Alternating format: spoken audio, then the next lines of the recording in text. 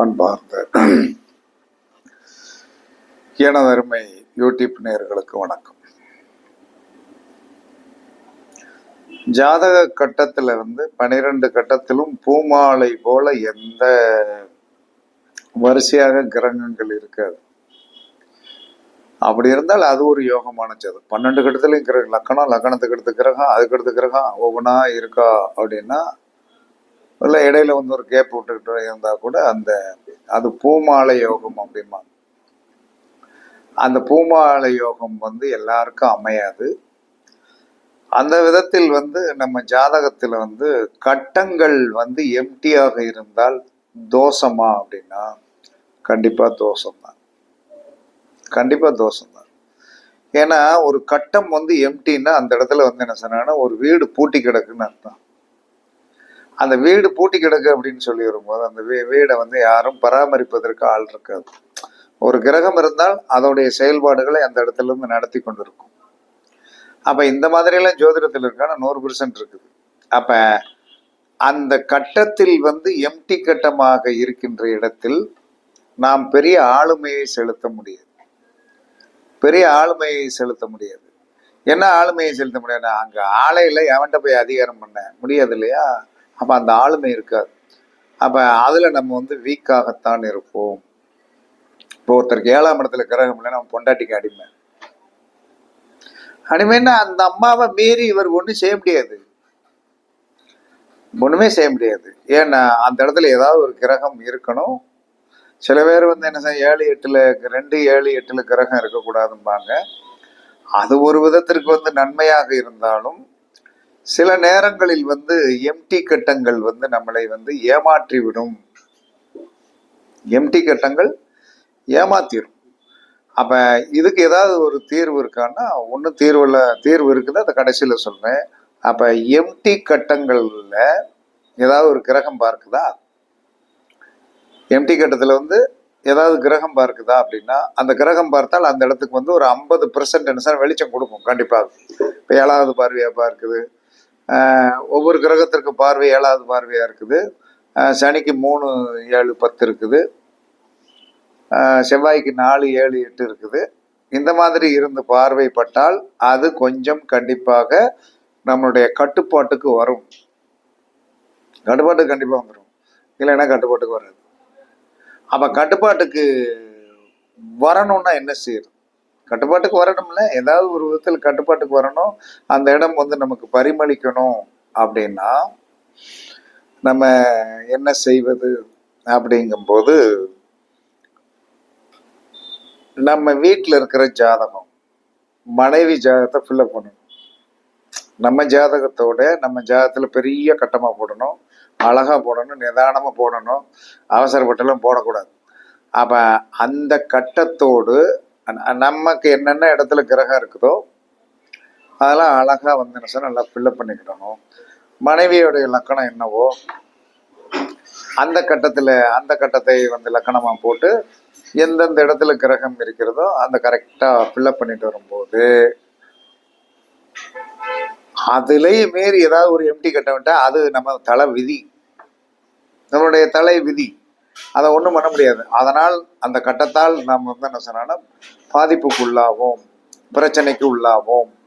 அப்ப பிரச்சனைக்கு உள்ளாவோம். அப்பங்கும்போது என்ன சொல்லணும், ஒன்று நம்மளுடைய ஜாதகத்திலே கிரக பார்வைகளால் அதை நிறைவு செய்ய வேண்டும்.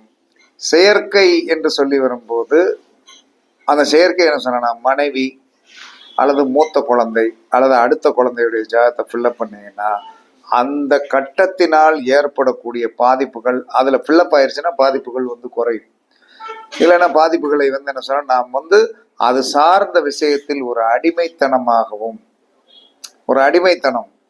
ஒரு அதுல விட்டு கொடுத்து போக வேண்டிய ஒரு சூழ்நிலையை இந்த காளி கட்டங்கள் உருவாக்கும். அந்த அளவுக்கு அது அப்படிதான் இருக்கும். ஆமா, இதே ஒருத்தனுக்கு 10ஆம் இடத்துல எம்டி கட்டமாக இருந்தேன்னா பார்த்தோம்னா எம்டி கட்டம் என்ன செய்யும், கூட்டமே இருக்காது. ஏதாவது ஒரு கிரகம் பார்க்கிறதா அப்படின்னா அதுக்கு 50% தான். அப்ப கூட்டமே இருக்காது. இப்ப எனக்கெல்லாம் 10ஆம் இடத்துல கட்டத்துல கிரகமே இல்லை, ஆபீஸை பார்த்தா கூட்டம் இல்லாத மாதிரி தான் தெரியும். அதை மேன்மைப்படுத்துவதற்கு நம்ம சில சூத்திரங்கள் படித்திருக்கிற காரணத்தினால அதில் நம்ம வந்து தொழில் 2 அலுவலகம் போட்டு வந்து என்ன சொன்னாலும் எல்லாருக்கும் நல்ல ஒரு சம்பளம் கொடுக்கக்கூடிய ஒரு சூழ்நிலையை உருவாக்குறதுக்கு அது ஒரு சூத்திரம் இருக்கு. சூத்திரம் என்பது தனிப்பட்ட இதுதான்.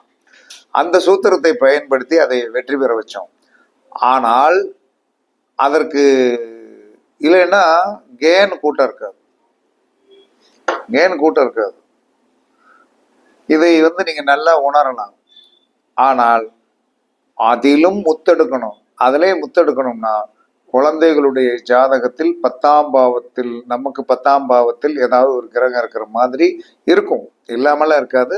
அதை ஃபில்லப் பண்ணி வந்து என்ன சொல்றோன்னா நம்மளுடைய பாக்கெட்ல வச்சுக்கிடணும். கண்டிப்பாக வச்சுக்கிடணும். நம்ம அந்த ஜாதகத்தை இந்த நம்மளுடைய ஜாதகத்தில் எந்தெந்த கட்டங்கள் வந்து எம்டியாக இருக்கிறதோ அது மனைவி ஜாதகத்தில் ஃபில்லப் ஆகுதான்னு பாருங்க, இல்லை மூத்த குழந்தையுடைய ஜாதகத்தில் ஃபில்லப் ஆகுதான்னு பாருங்க, அல்லது இளைய குழந்தை ஜாதகத்தில் ஃபில்லப் ஆகுதான்னு பாருங்க. இப்படி ஃபில்லப் ஆயிடுச்சுன்னா கண்டிப்பாக உங்களுக்கு மேன்மை உண்டு. அதுல இருந்து நீங்கள் வந்து என்ன சொன்னா அதை பவர் பண்ணணும். பவர் பண்ணுவது என்பது என்ன சொன்னா இணைத்தல் தான் பவர் பண்ணுவது. இப்படி எல்லாரும் பண்ணி வச்சுக்கிடுங்க. இந்த எம்டி கட்டம் என்பது வலு சேர்க்கிறது என்பது என்ன சொல்லலாம், வலு சேர்க்கிறது என்பது இல்லாத ஒன்றை கொண்டு வருவதுதான். ஆனால் இல்லாத ஒன்றுக்குண்டான தாக்கம் வந்து நம்மளிடம் இருக்கத்தான் செய்யும். 6ஆம் இடத்தில் ஒரு கிரகம் இல்லை என்று சொன்னால் வேலைக்காரர் நமக்கு வேலை பார்க்குறவன்ட்டு நம்ம வந்து அனுசரித்து போகணும். 7ஆம் இடத்துல வந்து ஒரு கிரகம் இல்லை என்று சொன்னால் மனைவியிடம் அனுசரித்து போகணும். 10ஆம் இடத்தில் வந்து ஒரு கிரகம் இல்லை என்று சொன்னால் வர்ற கஸ்டமரை உட்கார வச்சு நல்லா இனிமையாக பேசணும். ரொம்ப கராராக பேசினோம்னா வந்து பாயா அப்படின்ட்டு போயிடுவான். 11ஆம் இடத்தில் வந்து கட்டத்தில் வந்து என்ன சொன்னா கிரகம் இல்லை என்று சொன்னால் சேமிப்பு இருக்காது, வந்தவொன்னு போயிடும். 12ஆம் இடத்தில் வந்து என்ன சொன்னா இது இல்லைன்னா வந்து நல்ல நிம்மதியான தூக்கங்கள் தன்மைகள் வந்து வராது. இப்படியெல்லாம் கணக்கு இருக்கா அப்படின்னா இந்த கணக்கு உண்மைதான், அதுல மாற்றம்லாம் கிடையாது. அதற்கடுத்து நம்ம மனைவி வந்த பிறகு ஒரு 50% சரியாகும். அதற்கடுத்து குழந்தைகள், மூத்த குழந்தை இளைய குழந்தைகள் பிறந்த பிறகு இது சரியாகும். ஏன்னா அந்த ஜாதகம் நம்ம வீட்டில் தான் இருக்கும். ஆனால் நம்ம இணைச்சி வச்சுக்கணும்.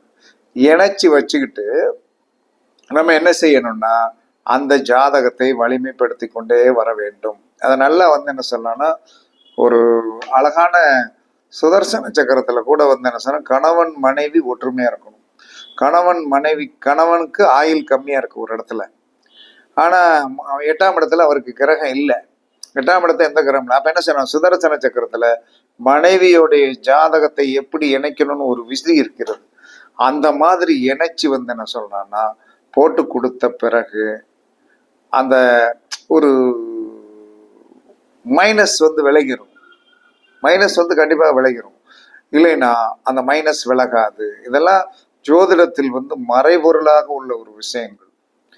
அப்ப நமக்கு சுகஸ்தானம் பாதிக்கப்பட்டு இருக்கிறது. சுகஸ்தானத்துல வந்து எந்த கிரகமே இல்லை. அப்ப என் மனைவியுடைய சுகஸ்தானத்தில் நம்மளுடைய சுகஸ்தான கட்டத்திற்கும் மனைவியுடைய அந்த கட்டத்துல ஏதாவது ஒரு கிரகம் இருந்தது என்று சொன்னால் அதை நம்ம வந்து அழகா ஃபில்லப் பண்ணி வச்சு நம்ம சுகஸ்தானம் சரியா போயிடும், உறுதியாக சரியா போயிடும். அப்ப அந்த அளவுக்கு வந்து என்ன சொல்றேன்னா இந்த பஞ்சபூத சக்தியும் கிரக சக்தியும் நமக்கு ஒரு ஈர்ப்பு சக்தியை கண்டிப்பாக கொடுக்கும். அதுல எந்த வித மாற்று கருத்துமே கிடையாது.